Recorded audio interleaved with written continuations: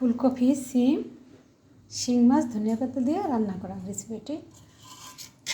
এবার পরিবেশনের পালা।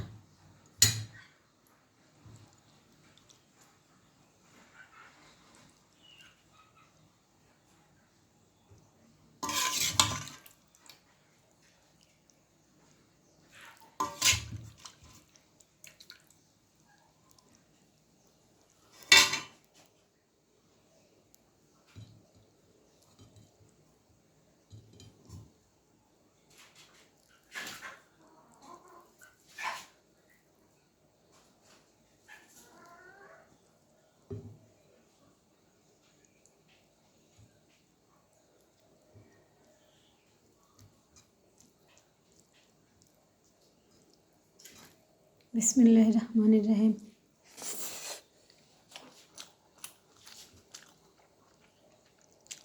ওয়াও, সেই বাসায় সবাই ট্রাই করুন।